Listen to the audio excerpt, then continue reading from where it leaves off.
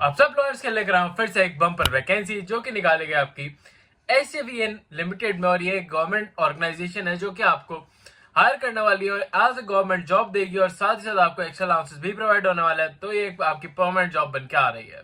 हम बात करेंगे इसमें कैसे क्राइटेरिया होने वाला है, क्या क्या वैकेंसीज होने वाली है, कैसे आप इसका अप्लाई करेंगे और इसमें काफी अलग अलग डिपार्टमेंट वैकेंसीज निकाली गई है। तो वीडियो को लास्ट तक जरूर देखिएगा सो दैट मैं आपको गाइड कर सकूं कि आप कैसे इस वैकेंसी का पार्ट बन पाएंगे और इसको इफेक्टिवली अप्लाई करने के लिए क्या क्या क्राइटेरिया आपको फुलफिल करने होंगे। साथ ही साथ हम बात करेंगे कि इसमें और क्या क्या अलाउंसेस देखने को मिल रहे हैं और इसमें कौन कौन से ऐसे एक्स्ट्रा क्राइटेरिया जो कि आपको फुलफिल करने होंगे इस वैकेंसी का पार्ट बनने के लिए। बट उससे पहले हेलो, वेलकम और स्वागत है आप सबका मेरी एक नई वीडियो में जिसमें मैं लेकर आऊँ काफी अच्छी वैकेंसी। और ये वैकेंसी लॉयर्स के लिए होने वाली है जिसमें आप देख सकते हैं एग्जीक्यूटिव ट्रेनिंग की वैकेंसीज हैं और इसमें अलग अलग डिपार्टमेंट में अलग अलग वैकेंसीज निकाली गई हैं। तो पहले हम बात कर लेते हैं इस वैकेंसी के बारे में विदाउट वेस्टिंग एनी टाइम। तो चलिए बढ़ते हैं इस वैकेंसी की तरफ। तो जैसे कि आप देख सकते हैं एग्जीक्यूटिव ट्रेनिंग की E2 की ये वैकेंसी होने वाली है और पे स्केल की बात करी जाए तो आपकी 50,000 से लेकर 1,60,000 रुपीज तक आपका पे स्केल जा सकता है। ये लेवल ऑफ एक्सपीरियंस पे डिपेंड करता है कि आपका लेवल ऑफ एक्सपीरियंस कितना है और साथ ही साथ आपका इंटरव्यू किस बेसिस पे गया है सो दैट आप इसके जो भी पे स्केल है उसको अचीव कर सकते हैं कि नहीं।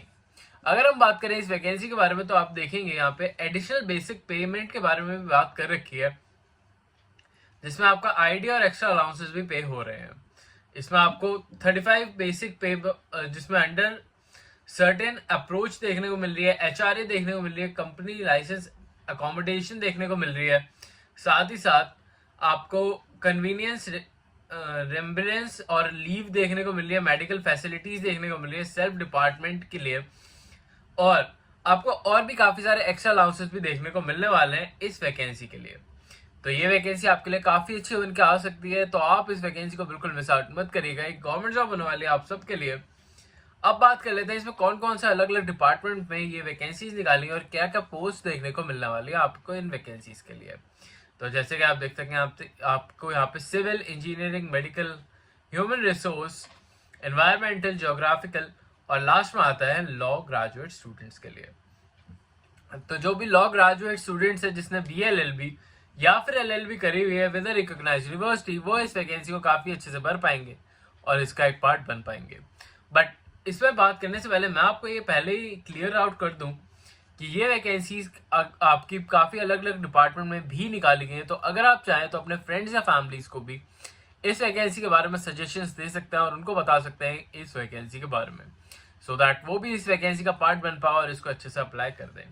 अगर हम बात करें लॉयर्स के लिए तो यहाँ पे आप देख सकते हैं यहाँ पे 7 टोटल वैकेंसीज देखने को मिल रही हैं जिसमें अनरिजर्व्ड के लिए 3 वैकेंसीज, OBC कैंडिडेट के लिए 2, साथ साथ SC कैंडिडेट और EWS कैंडिडेट के लिए 1 वैकेंसीज निकाली गई हैं। तो आप इन वैकेंसीज को भर पाओगे, इनका एक पार्ट बन पाओगे और इसमें कुछ क्राइटेरियाज दे रखे हैं जो कि आपको फुलफिल करने होंगे इस वैकेंसी को भरते टाइम।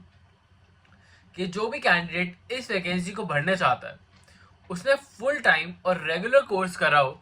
अगर आपने ओपन बेसिस पे ये कोर्स करा है BLLB या LLB का तो आप इस वैकेंसी के लिए बिल्कुल अप्लाई नहीं कर पाओगे और इसका एक पार्ट बिल्कुल नहीं बन पाओगे। तो इन बातों का ध्यान जरूर रखिएगा। साथ ही साथ आपकी यूनिवर्सिटी भी रिकॉग्नाइज यूनिवर्सिटी होना जरूरी है इस वैकेंसी का पार्ट बनने के लिए। तो ये कुछ ऐसे पॉइंट्स होते हैं जो कि आपको हमेशा रिमेंबर रखने होंगे जब भी आप ऐसी किसी वैकेंसी का भर रहे हैं या फिर ऐसी किसी वैकेंसी का पार्ट बनना चाह रहे हैं। और जो भी कैंडिडेट इस वैकेंसी को भर रहा है उसको मिनिमम 50% स्कोर करा हुआ होना चाहिए अगर वो SC/ST कैटेगरी से बिलोंग करता है। और अगर आप SC/ST कैटेगरी से बिलोंग नहीं करते तो आपको 50% मार्क्स की जरूरत होगी इस वैकेंसी के लिए अप्लाई करने के लिए। और अगर आप इसकी क्राइटेरिया फुलफिल नहीं करते हैं तो आप इस वैकेंसी को बिल्कुल नहीं भर पाएंगे। अगर हम बात करें यहाँ पे candidate who are final year students will also apply, तो ये सिलेक्शन प्रोसेस के टाइम पे इन्होंने यहाँ पे साफ साफ लिखा हुआ है कि ये वैकेंसी फ्रेशर्स के लिए और फाइनल ईयर स्टूडेंट्स के लिए काफी अच्छी बनकर आ रही है। तो हर एक फाइनल ईयर स्टूडेंट भी इस वैकेंसी को अप्लाई कर पाएगा और इसका एक पार्ट बन पाएगा। तो आप इस वैकेंसी को बिल्कुल मिस आउट मत करिएगा, टाइमली बेसिस पे से भर दीजिएगा सो दैट आप इसका पार्ट बन पाए। अगर हम बात करें यहाँ पे तो यहाँ पे आपको एज रिलैक्सेशन भी देखने को मिल रहा है, जिसमें SC/ST कैंडिडेट के लिए 5 इयर्स का, OBC कैंडिडेट के लिए 3 इयर्स, PWD कैंडिडेट के लिए 10 इयर्स और यहाँ पे PWD belonging to SC/ST candidates के लिए 15 इयर्स का एज रिलैक्सेशन देखने को मिलने वाला है।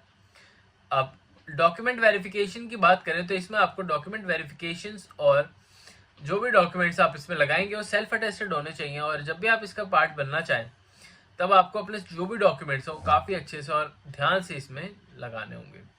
अब बात कर लेते हैं इसका कि आपका एग्जामिनेशन प्रोसेस किस बेस पे होने वाला है और कैसे आप इस वैकेंसी का पार्ट बन पाओगे। तो यहाँ पे आप देख सकते हैं, यहाँ पे आपका CBT स्कोर होगा पहले, जिसमें आपका कंप्यूटर बेस्ड टेस्ट कराया जाएगा। उसके बाद आपका ग्रुप डिस्कशन होगा और फिर इंटरव्यू, पर्सनल इंटरव्यू के बाद आप इस वैकेंसी को अच्छे से अप्लाई कर पाओगे। अब बात करें CBT की, तो CBT में आपका 2 आवर्स का एक एग्जामिनेशन होने वाला है, जिसमें हम बात करें तो इसमें 150 क्वेश्चंस होंगे, जिसमें आप मीडियम इंग्लिश और हिंदी दोनों सिलेक्ट कर सकते हो।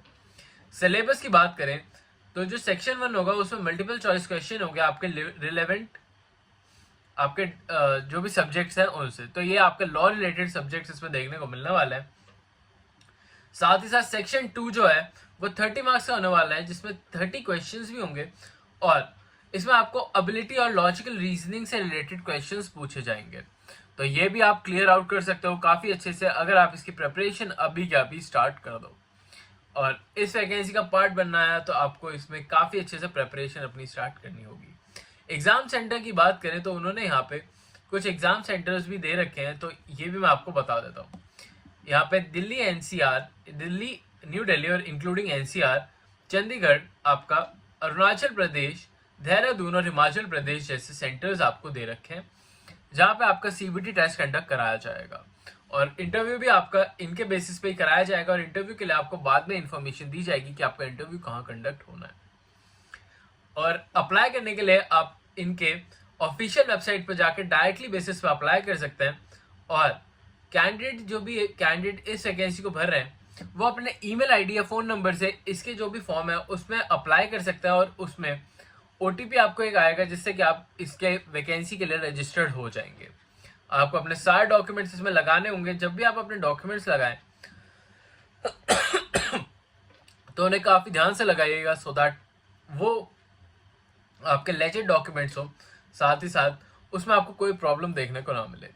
और अगर मैं बताऊं इस वैकेंसी के बारे में कुछ इंपॉर्टेंट डिटेल्स, तो ये गवर्नमेंट जॉब होने वाली है और इस वैकेंसी को आप बिल्कुल मिस आउट मत करिएगा, तभी आप इसका एक पार्ट बन पाएंगे। इसके क्राइटेरियाज के बारे में बात करें तो अपने फ़ोन नंबर, ईमेल एड्रेस और रेजिडेंशियल एड्रेस को काफ़ी ध्यान से भरिएगा, क्योंकि उसके बेसिस पे आपको इंटरव्यूज़ या बाकी सारी इन्फॉर्मेशन के लिए कॉन्टैक्ट किया जाता है। अगर मैं बताऊं इसकी इंपॉर्टेंट डेट्स के बारे में, तो इसकी लास्ट डेट 18/5/2025 की होने वाली है। इसकी डेट काफ़ी अभी काफ़ी टाइम है, बट मैं आपको ये सजेस्ट करूंगा कि आप इसे टाइमली बेसिस पर भर दें अगर आप इसके क्राइटेरिया को फुलफिल कर रहे हैं तो।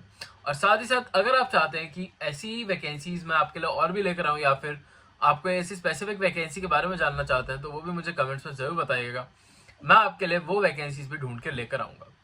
आई होप आपको आज की वीडियो अच्छी लगी हो तो चैनल को लाइक और सब्सक्राइब भी कर लेना। बेल आइकन को प्रेस आउट करना बिल्कुल मत भूलिएगा, क्योंकि अगर आप बेल आइकन प्रेस आउट नहीं करते हैं तो आप अपडेटेड वीडियोस को टाइमली बेसिस पर नहीं देख पाओगे।